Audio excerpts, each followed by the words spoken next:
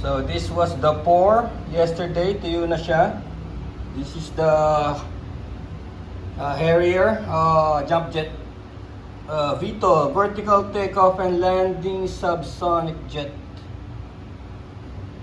Tapos meron siyang shades and of course the elements. Natuyo naman siya ng maayos, wala naman masyadong bula and ano.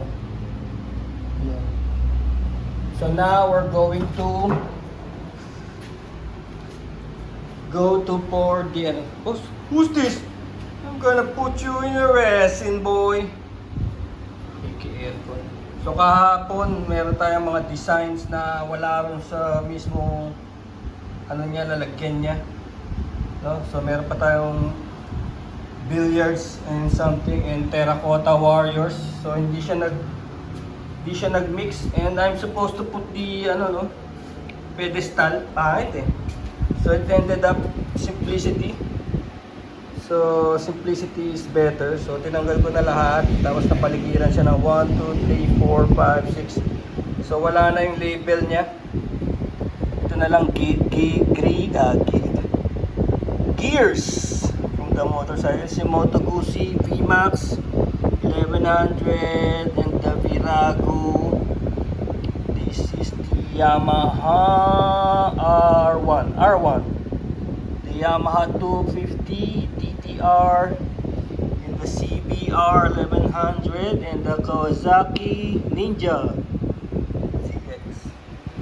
So yan lang ang nagkasya, hindi na may squeeze pa yung isa, hindi na siya match, hindi na siya parang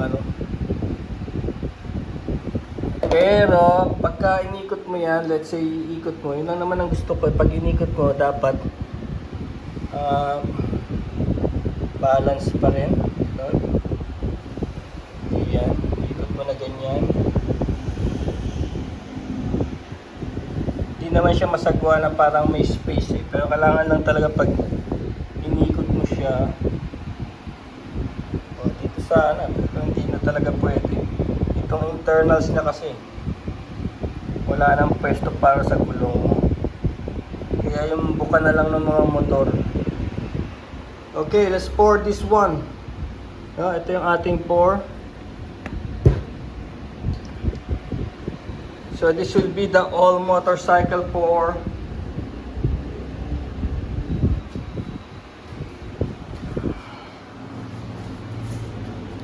May aso pala dito. Nagulat siya. Hey, don't go! Lumabas.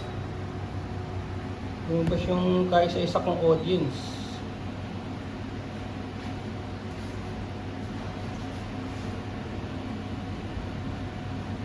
Okay, sige. Po-pour na natin to para may dalawa pa naman tayo eh. May sinalihan pala ako sa sa Manila. Tungkol sa Manila, of course, parang araw ng Manila eh. Kaya meron tayong isang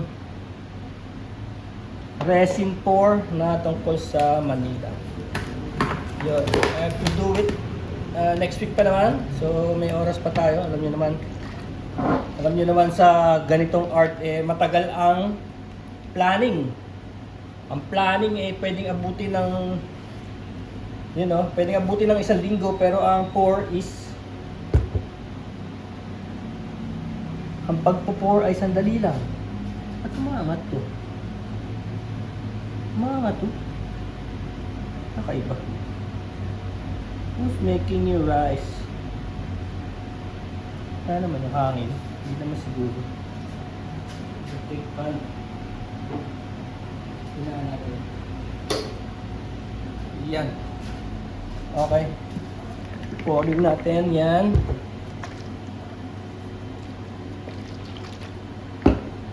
So, kwento ko lang uli yung pagbili ko rito. Lazada 666, 252. Pag hindi ganon, maabot ng 599, no? Pag hindi sale, naabot to ng 599. Kaya hindi talaga ako makabili pagka hindi sale, kasi nung unang bumili ko inabot ng ganon 599, isang pour practice. Tapos nung sumunod na, so wala pa ring sale, 499. Nakakuha ko ng 499. Ayun. Hanggang sa nakita ko habang bumibili ako ng mas marami,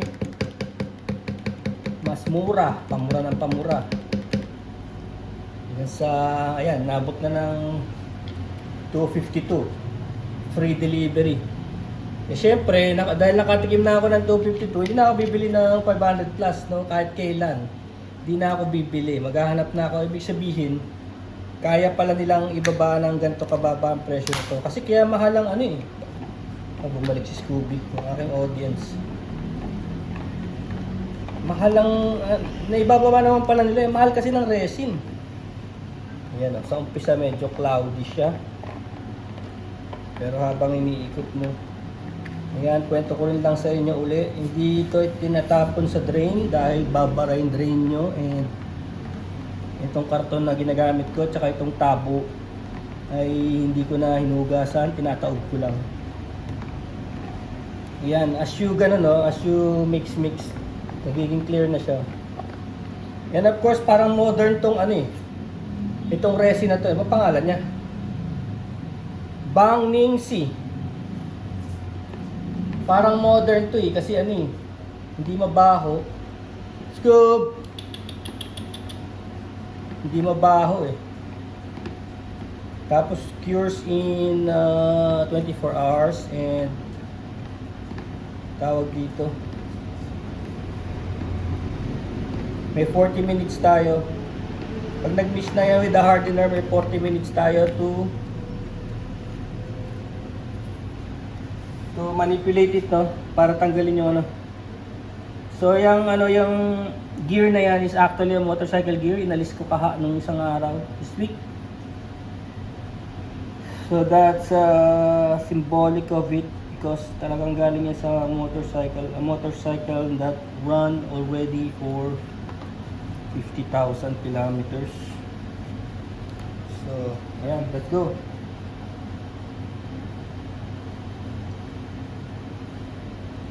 Yan.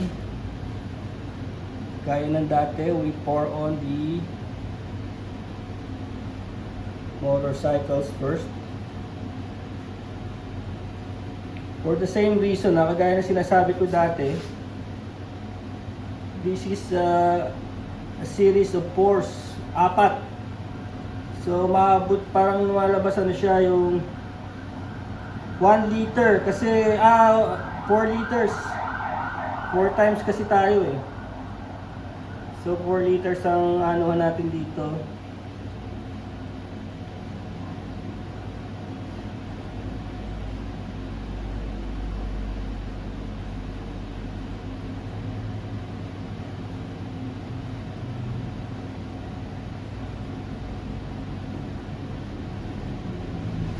Patayin ko muna yung electric fan, binublow niya yung ano.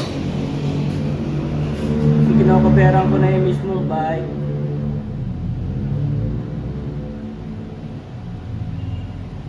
Sinabi ko na rin sa inyo dati kung bakit kinakopera na yung bike kasi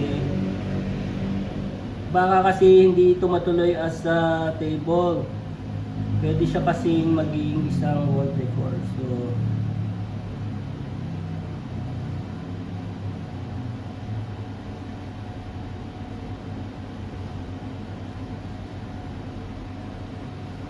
So yun ang reason kung bakit kinakopera na yung mga laruan. Sa first pour pa lang. Okay, taob. And then we have 40 minutes para ayusin siya dun sa desired na location. Yan. So wala namang masyadong gumalaw. Meron lang mga bubbles. Walang masyadong gumalaw.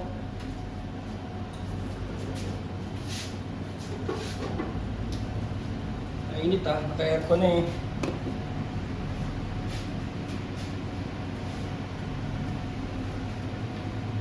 So, pag bubbles, ang gagamitin ay ang heat gun or hair dryer.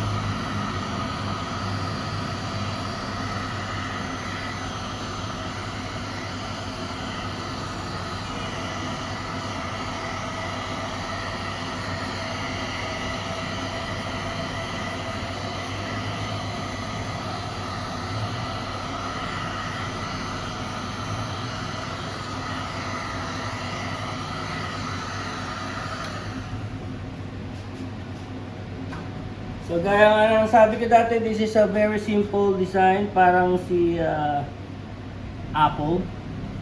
Parang Apple products. Napakasimple lang kasi pagka ganyan medyo simple yung design, nag-stand up yung mga subjects, no?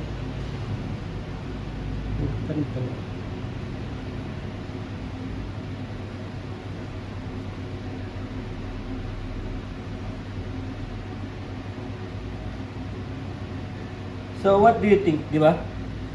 Mas maganda bang nakaganyan o nasa display cabinet?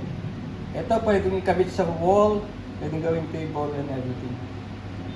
Okay, that's it. Antayin lang natin siya matuyo and then I think that's it. Wala naman siyang masyadong kakaiba.